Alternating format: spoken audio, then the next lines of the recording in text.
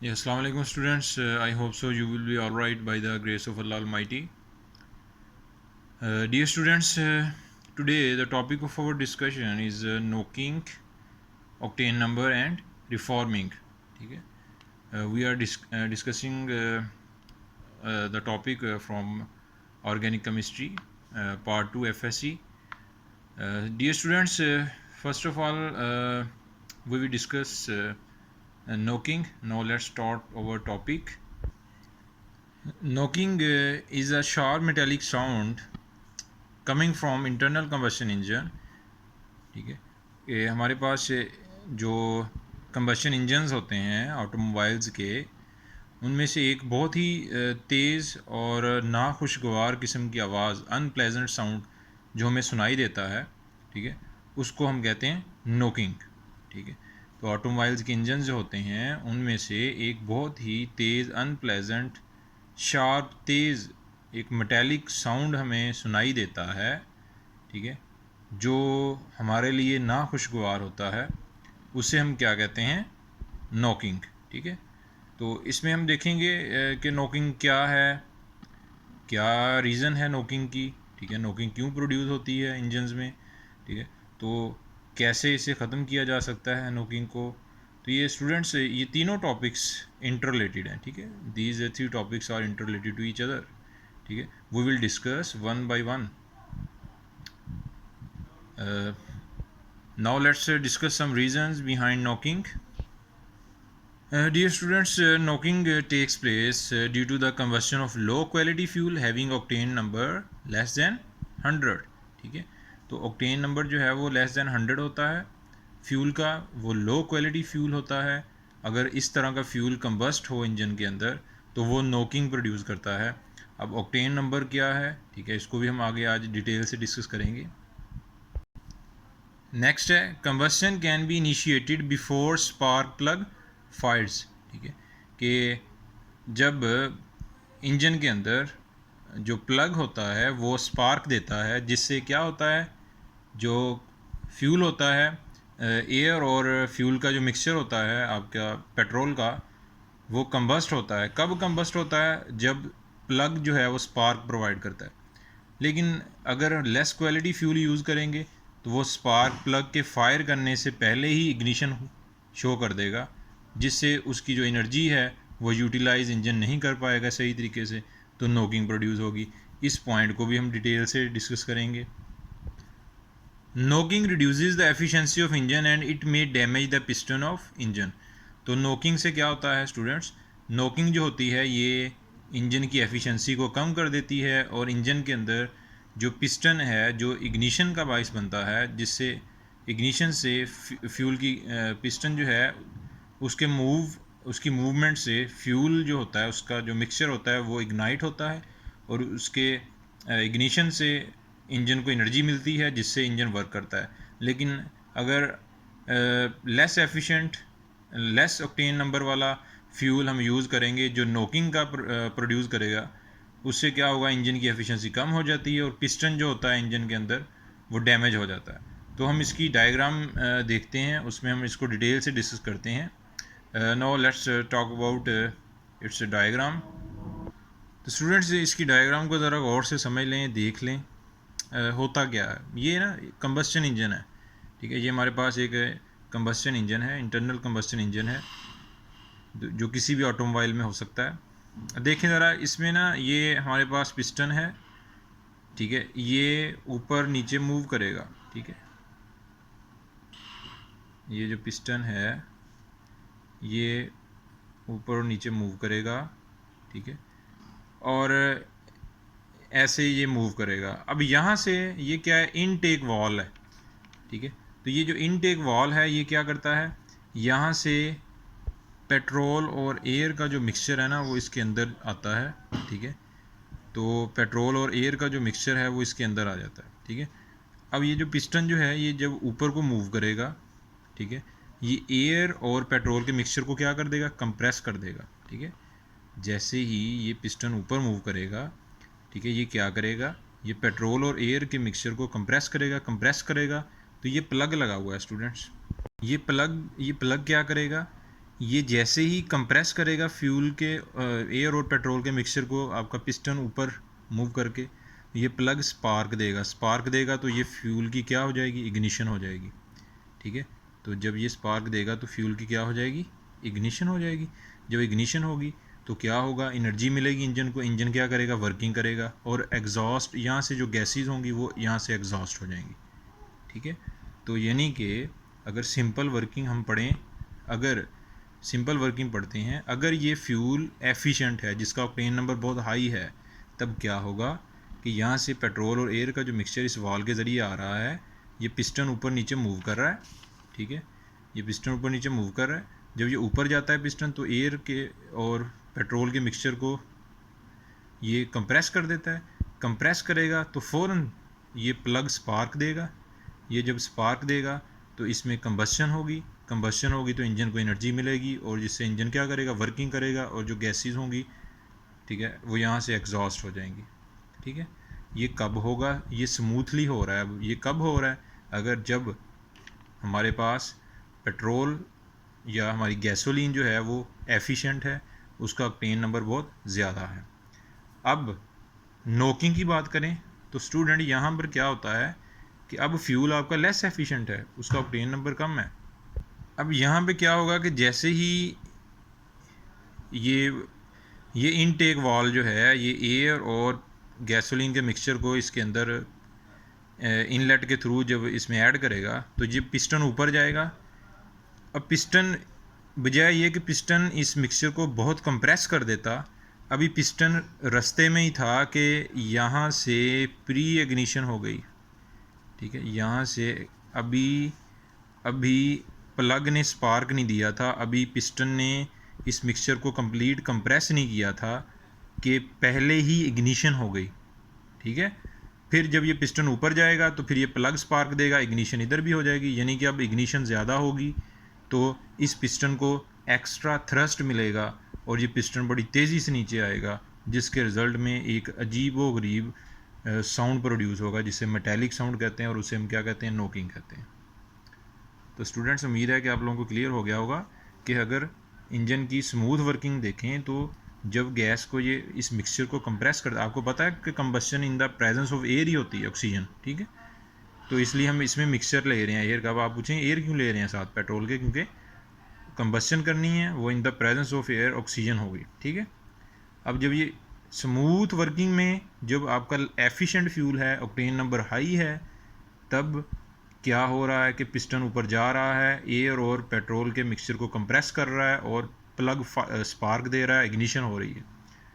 लेकिन अगर less efficient fuel होगा तो अभी पिस्टन ऊपर नहीं जाएगा, अभी मिक्सचर कंप्लीट कंप्रेस नहीं हुआ होगा कि इग्निशन, प्री इग्निशन खुद ब खुद हो जाएगी। इसे कहते हैं spontaneous ignition, spontaneous combustion. Dear students, ये स्पॉन्टेनियस कंबशन का मतलब क्या है कि ये प्लग के स्पार्क देने से पहले कंबशन हो गई। ठीक है, और फिर ये ऊपर जाएगा पिस्टन तो प्लग भी स्पार्क देगा, फिर कंबशन और होगी, एक्स्ट्रा थ्रस्ट मिलेगा जिससे पिस्टन बहुत तेज़ी से नीचे आएगा और जो नॉइज़ प्रोड्यूस करेगा, और ये जो एक्स्ट्रा एनर्जी होगी ये वेस्ट हो जाएगी। ठीक है, तो हमारा पेट्रोल, हमारा जो फ्यूल होगा जो लेस एफिशिएंट होगा, उसकी कंबशन भी ज़्यादा होगी इस तरीके से, और सिस्टम को एनर्जी भी थोड़ी मिलेगी, और नोकिंग भी प्रोड्यूस होगी, एक मेटेलिक साउंड भी हमें सुनने के लिए मिलेगा। ठीक है, तो मेरी कोशिश होगी कि मैं इसके रिलेटेड एनिमेशन जो है वो इस वीडियो के एंड पे अटैच कर दूं। ठीक है, तो नेक्स्ट आ जाएं। Dear students, now let's talk about the octane number. Actually it is a parameter which indicates the quality of gasoline. ठीक है, या simple the percentage of branched chain hydrocarbon isooctane in a gasoline fraction of petroleum is called octane number. तो इसको समझने के लिए simple अगर हम बात करें कि ये जो है ऑक्टेन नंबर है ना, ये पैरामीटर है एक, ये क्या बताता है, ये बताता है कौन सी गैसोलीन, गैसोलीन मोस्टली हम पेट्रोल को कहते हैं, कौन सा पेट्रोल ज़्यादा बेहतर है, कौन सा पेट्रोल ज़्यादा एफिशिएंट है, कौन सा पेट्रोल नोकिंग प्रोड्यूस नहीं करेगा। ठीक है, कौन सा पेट्रोल या गैसोलीन स्मूथली इंजन के अंदर बर्न करेगा।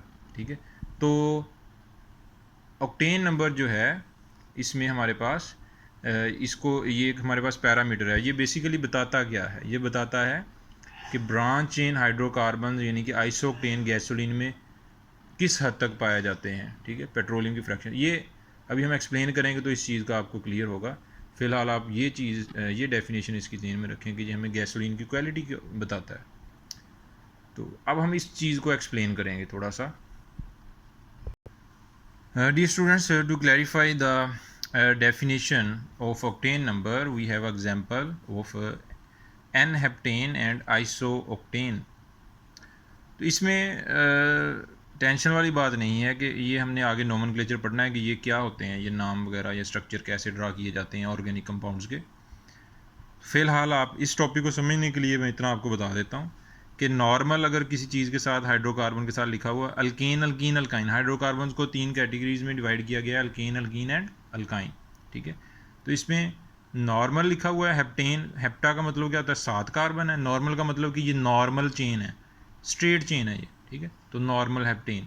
तो स्टूडेंट नॉर्मल हेप्टेन जो होता है इसका ऑक्टेन नंबर 0 होता है। ये बहुत ही लेस एफिशिएंट या लीस्ट एफिशिएंट इसे आप कह सकते हैं कि ये हाइड्रोकार्बन होता है। इसको फ्यूल के तौर पे यूज़ नहीं किया जाता। ठीक है, अब हमारे पास आइसो का मतलब क्या होता है कि आप इधर से एक कार्बन को उठाएं। ठीक है, यहाँ से एक कार्बन को उठा लिया। ठीक है, और इस कार्बन को उठा के आपने सेंटर में किसी सेंट्रल कार्बन में लगा दिया। ये सेंटर ज़रूरी नहीं है, एक साइड से टर्मिनल साइड से कोई कार्बन उठाया, उठा के दरमियान में लगा दिया, कार्बन चेन के कहीं दरमियान में या आगे पीछे साइड पे लगा दिया। ठीक है, तो वो आइसो कहलाता है। वो क्या कहलाता है, आइसो।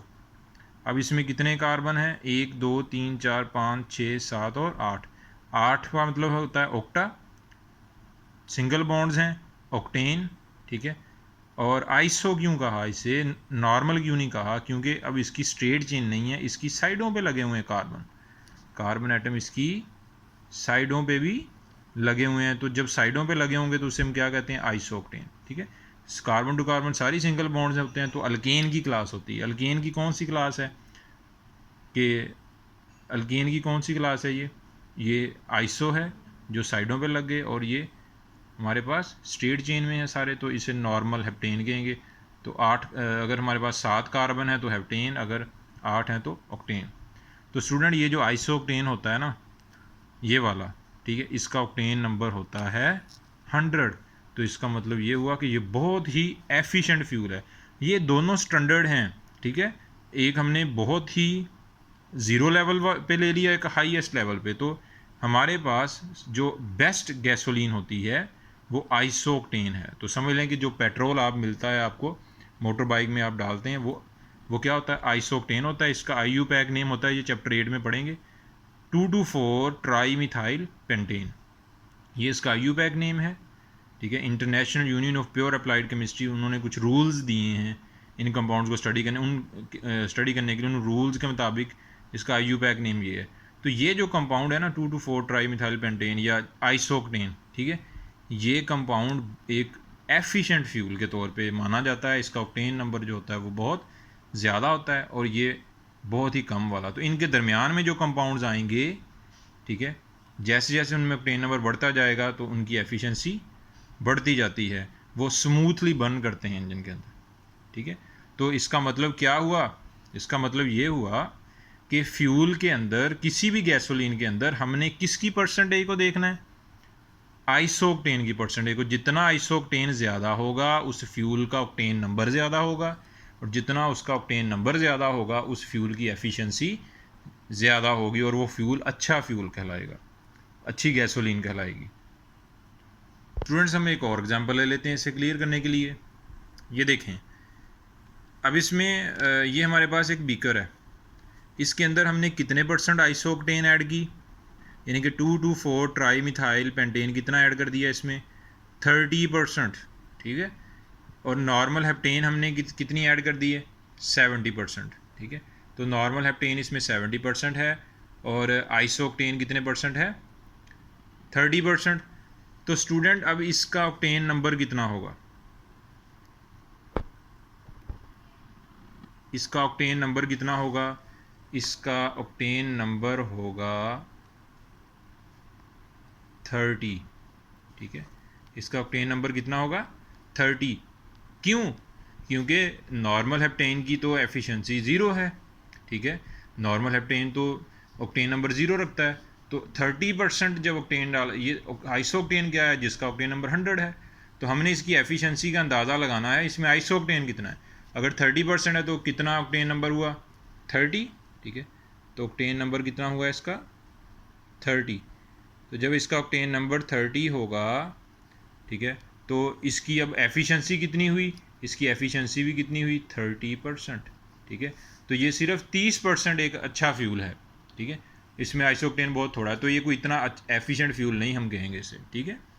तो ये हमारे पास इस तरह हम इनको जो गैसोलीन्स होती हैं उनके ऑक्टेन नंबर को डिस्कस करते हैं कि उनमें आइसोक्टेन की कितनी परसेंटेज पाई जाती है। किसी भी गैसोलीन में आइसो, और गैसोलीन में हेप्टेन नॉर्मल भी हो सकता है, ठीक है, तो कोई और भी उसमें हमारे पास हेप्टेन हो सकता है। तो हमने ये देखना होता है कि कितने जो हमारे पास ऑक्टेन नॉर्मल जो हमारे पास आ जाता है बेसिकली कोई भी गैसोलीन, उसके अंदर आइसोक्टेन जो है उसकी परसेंटेज कितनी है। अगर हमारे पास ये 80% होता, ठीक है, और ये कितने परसेंट होता? 20% होता है, तो इस गैसोलीन की एफिशिएंसी कितनी होनी थी? 80%, ठीक है। और इस गैसोलीन का ऑक्टेन नंबर कितना होना था? 80, ठीक है। तो यहाँ पर इस तरह जो है हम इसको डिस्कस करते हैं। हमारे पास एक पॉइंट निकला कि ऑक्टेन नंबर नोकिंग से का इन्वर्स है, ठीक है, कि अगर ऑक्टेन नंबर फ्यूल का, गैसोलीन का ऑक्टेन नंबर थोड़ा होगा तो वो एक अच्छी गैसोलीन नहीं होगी, वो एक अच्छा फ्यूल नहीं होगा, ठीक है। अगर उसका ऑक्टेन नंबर थोड़ा होगा तो जब उसे यूज़ करेंगे इंजन में तो वो नोकिंग ज़्यादा प्रोड्यूस करेगा, ठीक है। अगर एक ऑक्टेन नंबर का एक जो हमारे पास फ्यूल है उसका ऑक्टेन नंबर बहुत ज़्यादा है तो जब उसे यूज़ करेंगे तो नोकिंग बहुत कम होगी, ठीक है। तो अब हम क्या कर सकते हैं जी, एक फ्यूल लेस एफिशिएंट है, उसे हमने एफिशिएंट करना है, तो क्या करेंगे? The efficiency of a fuel can be increase by increasing its octane number. किसी फ्यूल का ऑक्टेन नंबर बढ़ा दिया जाए, उसके अंदर आइसो ऑक्टेन की परसेंटेज बढ़ा दी जाए, तो वो फ्यूल एक अच्छा फ्यूल हो जाएगा। वो फ्यूल फिर जब कंबस्ट होगा इंजन के अंदर तो वो नोकिंग प्रोड्यूस नहीं करेगा। वो अच्छा फ्यूल फिर प्लग के स्पार्क करने से पहले कंबस्चन शो नहीं करेगा। तो fuel burn smoothly in combustion engine if octane number of fuel is high and vice versa. अगर एक फ्यूल है उसका ऑक्टेन नंबर बहुत हाई है, ठीक है, तो अगर उसका ऑक्टेन नंबर बहुत हाई है तो वो स्मूथली बर्न करेगा और इंजन में से किसी भी तरह की कोई आवाज़, कोई मेटालिक साउंड हमें सुनने को नहीं मिलेगा। अगर उसका ऑक्टेन नंबर थोड़ा है, ठीक है, तो फिर वो हमें एक मेटालिक साउंड देगा, ठीक है, तो वो अनप्लेजेंट साउंड जो है वो हमें सुनने को मिलेगा, जिससे इंजन की एफिशिएंसी भी कम हो जाएगी। If fuel burn smoothly then there will be least knocking produced. तो अगर अच्छा फ्यूल होगा हाई ऑक्टेन नंबर वाला तो फिर वो स्मूथली बर्न करेगा तो नोकिंग प्रोड्यूस नहीं होगी। Dear students, no we have to discuss how we can improve the octane number, ठीक है, how we can make less efficient fuel an efficient fuel, ठीक है। तो गैसोलीन जो हमें बेसिकली मिलती है ना पेट्रोलियम की डिस्टिलेशन से, फ्रैक्शनल डिस्टिलेशन से, तो स्टूडेंट्स वो जो हमें गैसोलीन मिलती है वो इतनी अच्छी गैसोलीन नहीं होती क्योंकि उसमें आइसोक्टेन की परसेंटेज बहुत कम होती है, ठीक है। तो जो गैसोलीन हमें पेट्रोलियम की फ्रैक्शनल डिस्टिलेशन से हासिल होती है उसके अंदर उस गैसोलीन में आइसोक्टेन की परसेंटेज बहुत कम होती है, वो गैसोलीन लेस एफिशिएंट होती है। तो हमें उस गैसोलीन का ऑक्टेन नंबर बढ़ाना है, उस गैसोलीन में आइसोक्टेन की परसेंटेज को बढ़ाना है, ठीक है। तो फिर हमें क्या करना होगा? तो स्टूडेंट्स उसके दो मेथड्स हैं, ठीक है। एक तो गैसोलीन की एफिशिएंसी बढ़ा दें और वो एफिशिएंट हो जाए, फिर वो नोकिंग प्रोड्यूस ना करे, वो स्मूथली बर्न हो, स्मूथ कंबस्शन हो। तो इस स्मूथ कंबस्शन के लिए गैसोलीन की एफिशिएंसी को बढ़ाने के लिए दो मेथड हैं। By blending with tetraethyl lead, कि जो गैसोलीन आपके पास मौजूद है जो लेस एफिशिएंट है उसके अंदर आप क्या ऐड कर दें, टेट्राइथाइल लेड, ठीक है। दूसरा क्या है कि आप उसकी रिफॉर्मिंग करवा दें, ठीक है। तो स्टूडेंट सबसे पहले हम डिस्कस करते हैं कि ऑक्टेन नंबर गैसोलीन का बढ़ाना है ताकि नोकिंग से बचा जा सके, लेस एफिशिएंट फ्यूल अच्छा फ्यूल बन जाए, एफिशिएंट फ्यूल में कन्वर्ट हो जाए, आइसो ऑक्टेन की परसेंटेज उसमें बढ़ जाए।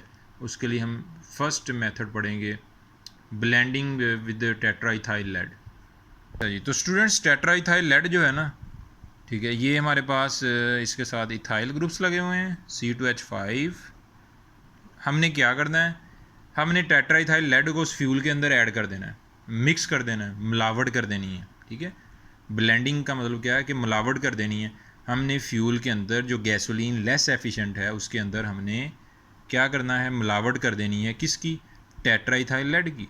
तो स्टूडेंट्स जब कंबस्शन होती है, तो जब कंबस्शन होगी तो हमने करना बेसिकली क्या, टेट्राइथाइल लेड इसलिए ऐड करें ताकि वो आपका फ्यूल एफिशिएंट फ्यूल हो जाए, उसका ऑक्टेन नंबर बढ़ जाए, और जब वो इंजन के अंदर कंबस्शन हो तो स्मूथ कंबस्शन हो, और जब उसकी कंबस्शन तभी हो जब पिस्टन ऊपर करे, मूव करे और कंप्रेस हो जाए और प्लग स्पार्क करे तो कंबस्शन हो। प्लग के स्पार्क करने से पहले कंबस्शन नहीं होनी चाहिए, कंप्रेशन से पहले कंबस्शन नहीं होनी चाहिए। तो स्टूडेंट हम इसमें टेट्राइथाइल लेड ऐड करते हैं, अपने उस पुअर फ्यूल के अंदर टेट्राइथाइल लेड ऐड करते हैं। तो जब कंबस्शन होने लगती है तो ये इथाइल की बॉन्ड्स टूट जाती हैं, इथाइल की बॉन्ड्स टूट जाती हैं, और इथाइल क्या करता है, इथाइल का फंक्शन है कि ये फ्यूल को फ़ौरन कंबस्ट होने नहीं देगा, फ्यूल की कंबस्शन को कम कर देगा। जब फ्यूल की कंबस्शन रेट कम हो जाएगा तो फ्यूल कंप्रेशन से पहले कंबस्ट नहीं होगा, और फ्यूल उसी वक्त कंबस्ट होगा जब प्लग स्पार्क करेगा, ठीक है।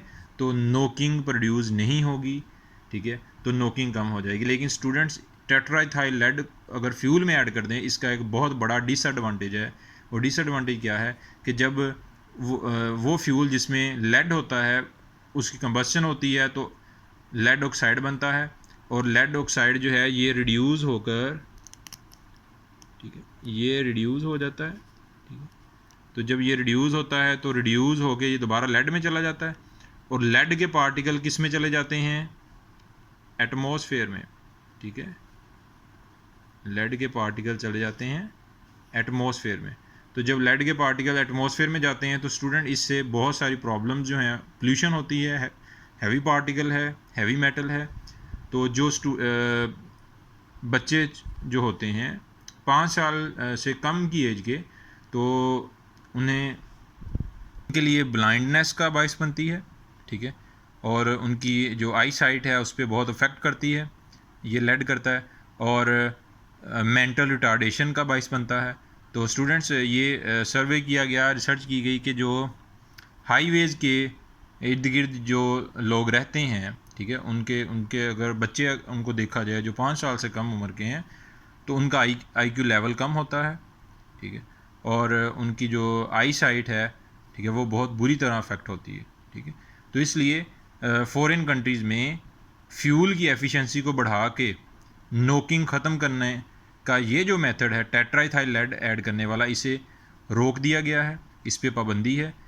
अनदर एलिमेंट ऐड किए जाते हैं फ्यूल के अंदर, टेट्राइथाइल लेड की जगह बेंजीन भी ऐड कर दी जाती है, एथेनॉल भी ऐड कर दिया जाता है, टोलुइन भी ऐड कर दी जाती है, ठीक है। तो ज़रूरी नहीं है कि टेट्राइथाइल लेड ही ऐड करें।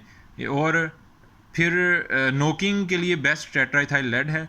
फिर उन्होंने ये कर दिया है कि लिमिटेशंस लगा दी हैं कि टेट्राइथाइल लेड अगर ऐड करना है फ्यूल में तो इसकी बहुत ही कम परसेंटेज ऐड की जाएगी, ठीक है, ताकि जो कंबस्शन जो स्मोक है, जो कंबस्शन है, इसका एग्जॉस्ट गैसेस हैं, उनमें लेड पार्टिकल की तादाद कम हो, ताकि जो बच्चे हैं, जो किसी कौम का फ्यूचर हैं, ठीक है, वो इससे अफेक्ट ना हो। Dear students, now let's talk about the second factor, that is reforming, ठीक है, which is also used to increase the octane number of gasoline, ठीक है। In this method, the thermal conversion of straight chain hydrocarbon into branch chain hydrocarbon in the absence of air and in the presence of catalyst. तो students हम क्या करते हैं इसमें, जो straight chain hydrocarbons होते हैं, तो ये मैंने आपको पहले बताया है कि आइसो यानी कि जो ब्रांच्ड चेन हाइड्रोकार्बन्स होंगे, ब्रांच चेन हाइड्रोकार्बन्स का मतलब क्या है कि जो हमारे पास स्ट्रेट चेन में नहीं है बल्कि ऐसे ऊपर नीचे आपने कोई अल्काइल ग्रुप साइडों पे लगे हुए हैं जिनके, ठीक है, वो ब्रांच्ड चेन हाइड्रोकार्बन होते हैं। तो हमने स्ट्रेट चेन को ब्रांच चेन में कन्वर्ट करना है और in the absence of air करना है और इन द प्रेजेंस ऑफ कैटलिस्ट करना है, ठीक है। और हम हीट करेंगे। In the absence of air इसलिए करेंगे क्योंकि हमने हाइड्रोकार्बन्स को बर्न नहीं कर देना। अगर इन द प्रेजेंस ऑफ एयर करेंगे तो वो तो बर्न हो जाएंगे, कंबस्शन हो जाएगी, तो हाइड्रोकार्बन रहा ही नहीं, तो फिर उसका क्या उसे उसका ऑक्टेन नंबर इंप्रूव करेंगे। तो in the absence of air करेंगे, हीट करेंगे और इन द प्रेजेंस ऑफ कैटलिस्ट करेंगे, ठीक है। और बॉन्ड्स ब्रेक हो जाएंगी। जब बॉन्ड्स ब्रेक हो जाएंगी तो नई बॉन्ड्स बनेंगी, लेकिन उसमें वो उस तरह की स्ट्रेट चेन बॉन्ड्स कंपाउंड अपनी मेंटेन नहीं कर पाएंगे, ठीक है। तो उनमें ब्रांचिंग हो जाएगी, ब्रांचिंग हो जाएंगी तो वो आइसो की फॉर्म में चले जाएंगे। जब आइसो की फॉर्म में चले जाएंगे तो उनका ऑक्टेन नंबर ऑटोमेटिकली बढ़ जाएगा, इंक्रीज़ कर जाएगा। ये स्टूडेंट्स यहाँ पे एग्जांपल है हमारे पास कि नॉर्मल ऑक्टेन को हमने हीट किया, प्लेटिनम हमने कैटलिस्ट लिया, एब्सेंस ऑफ एयर, तो ये जो स्ट्रेट चेन नॉर्मल ऑक्टेन था ये किस में चला गया, आइसो ऑक्टेन में, ठीक है। तो हमारे पास ये मिथाइल ग्रुप साइडों से उतर कर ये जो स्ट्रेट चेन से उतर के साइडों पे लग गए, ठीक है, मिथाइल मिथाइल, और ये हमारे पास आइसो की फॉर्म में चला गया। और इसे ब्रांचिंग भी कहते हैं कि हम कहेंगे ये इसकी ब्रांचेज हैं, इस स्ट्रेट चेन की ब्रांचेज क्या हैं, एक ये मिथाइल साइड पे लग गया, एक ये, तो 3 ब्रांचेज हैं इस स्ट्रेट चेन की ब्रांचेज। तो स्टूडेंट्स इसमें हमारे पास जो आइसो ऑक्टेन है ये एक एफिशिएंट फ्यूल है, इसका ऑक्टेन नंबर अब 100 हो गया। इसका ऑक्टेन नंबर बहुत कम था, ये लेस एफिशिएंट था, ये नोकिंग प्रोड्यूस कर रहा था इंजन में, और ये अब एफिशिएंट हो गया, ठीक है। तो reforming is the best method, जिसका कोई डिसएडवांटेज भी नहीं है, नोकिंग को ख़त्म करने के लिए ये बेस्ट है। Straight chain hydrocarbon produce spontaneous combustion which gives extra thrust to a piston and produce knocking. तो स्टूडेंट्स क्वेश्चन ये बनता है कि अक्सर स्टूडेंट्स पूछते हैं कि स्ट्रेट चेन का ऑक्टेन नंबर क्यों थोड़ा है, ब्रांच चेन का ऑक्टेन नंबर क्यों ज़्यादा है, ये स्ट्रेट चेन लेस एफिशिएंट क्यों है, branched chain highly efficient high efficiency क्यों रखते हैं, क्या रीज़न है, क्या वजह है। तो इसके लिए हम दोबारा कंबस्शन इंजन पे आ जाते हैं। यहाँ पर देखें ज़रा, अगर स्ट्रेट चेन हाइड्रोकार्बन होंगे, ठीक है, स्ट्रेट चेन हाइड्रोकार्बन होंगे तो वो कंबस्शन जल्दी कर देंगे, ठीक है। स्ट्रेट चेन हाइड्रोकार्बन जो होंगे ना, उनको जब कंप्रेस करेंगे तो वो कंप्रेस कंप्लीट नहीं होंगे, चेन लंबी है उनकी, वो इतने ज़्यादा कंप्रेस होंगे नहीं और वो फ़ौरन कंबस्शन कर देंगे। इग्निशन से पहले इग्निशन शुरू कर देते हैं, यानी कि स्पार्क प्लग के स्पार्क करने से पहले इग्निशन शुरू कर देते हैं, स्पॉन्टेनियस इग्निशन कर जाते हैं। जो होते हैं ब्रांच्ड, ठीक है, जो होते हैं ब्रांच्ड, ठीक है, यानी कि ये साइड पे लग गया कोई, ठीक है, ये जो ब्रांच होते हैं, ठीक है, इनका सरफेस एरिया थोड़ा होता है, ये समझ लें कि इनको कंप्रेस करते हैं तो ये कंप्रेस होते जाते हैं और ये पूरे कंप्रेस होते हैं और प्लग स्पार्क करता है, फिर ये इग्निशन शो करते हैं। जबकि जो स्ट्रेट चेन होते हैं उनकी चेन इतनी लंबी होती है कि वो कंप्रेस भी हों तो वो ज़्यादा नहीं होंगे, ठीक है। तो जिसकी वजह से वो before compression, before spark plug fires, ठीक है, वो इग्निशन कर देते हैं, स्पॉन्टेनियस इग्निशन कर जाते हैं, जिसकी वजह से उनकी एफिशिएंसी कम हो जाती है, octane number straight chain hydrocarbons का कम हो जाता है। अगर नोकिंग इसकी रिफॉर्मिंग की थोड़ी सी और बात कर लें बुक से हट के, तो रिफॉर्मिंग बेसिकली क्या है कि हमारे पास अगर हम स्ट्रेट चेन हाइड्रोकार्बन्स को ब्रांच्ड में कन्वर्ट कर लें तो उनकी एफिशिएंसी बढ़ जाती है, वो उनका ऑक्टेन नंबर बढ़ जाता है। तो एक बात और जहन में रख लें कि हमारे पास जो आइसो कंपाउंड होते हैं ब्रांच, जिनकी साइडों पे कार्बन लगे होते, चेन के साइडों पे कार्बन लगे होते हैं, उनका ऑक्टेन नंबर अगर 45 है, तो जो साइक्लिक होते हैं, साइक्लिक कंपाउंड्स होते हैं जैसा कि मिथाइल साइक्लोहेक्सेन, इनका ऑक्टेन नंबर आइसो से भी ज़्यादा होता है। और जो एरोमेटिक होते हैं जिनमें बेंजीन रिंग आ जाता है, उनका ऑक्टेन नंबर साइक्लिक से भी ज़्यादा होता है, ठीक है। तो मतलब ये है कि रिफॉर्मिंग के अंदर हमने या तो स्ट्रेट चेन को आइसो में करना है, या उनको साइक्लिक फॉर्म में करना है, या उनको एरोमेटिक फॉर्म में करना है। ठीक है, तो हमारे पास रिफॉर्मिंग ऑफ नॉर्मल हेप्टेन यानी कि 7 कार्बन वाला नॉर्मल हेप्टेन है, या तो उसके आइसोमराइजेशन कर दो। ठीक है, आइसोमर्स क्या होते हैं कि स्ट्रक्चर फार्मूला जो होता है वो डिफरेंट होगा, मॉलिक्यूलर फार्मूला सेम होगा। ठीक है, एक आप इसकी 7 कार्बन वाले की ऐसे स्ट्रेट चेन भी ले सकते हैं। ठीक है, 6 और ये 7। ठीक है, और या फिर आप एक कार्बन को उठा के ऐसे साइड पे लगा सकते हैं। तो ये आइसोमराइजेशन कर लें, मतलब क्या है कि स्ट्रेट चेन को किस में कर दिया, ब्रांचिंग में, तो ऑक्टेन नंबर ज़्यादा। साइक्लाइजेशन कर दें, ठीक है, तब भी ऑक्टेन नंबर बढ़ जाएगा। अगर टोलुइन बन गई, ठीक है, तो 7 कार्बन, ये देखें इन सब में 7-7 कार्बन है, लेकिन फॉर्म चेंज हो रही है, स्ट्रेट चेन से साइक्लिक में जा रहे हैं, एरोमेटिक में जा रहे हैं और ब्रांच में जा रहे हैं, तो ऑक्टेन नंबर बढ़ रहा है। तो फ्यूल के अंदर गैसोलीन, अच्छी गैसोलीन वो होगी जिसमें आइसो ऑक्टेन, जो ऐसा हाइड्रोकार्बन जिसका ऑक्टेन नंबर 100 है, उसको हमने स्टैंडर्ड मान लिया। अब जिस फ्यूल के अंदर आइसो ऑक्टेन 2,2,4 ट्राईमिथाइल पेंटेन ज़्यादा होगा, उस फ्यूल की एफिशिएंसी ज़्यादा, उसका ऑक्टेन नंबर ज़्यादा। ठीक है, और वो नोकिंग प्रोड्यूस नहीं करेगा। तो स्टूडेंट, ये हमारा आज का टॉपिक था। तो उम्मीद है कि आप लोगों को क्लियर हो गया होगा। अगर कुछ ना समझ आए, कहीं प्रॉब्लम है, तो आप कमेंट्स में पूछ लें। अपना ख्याल रखिएगा। अल्लाह हाफिज़।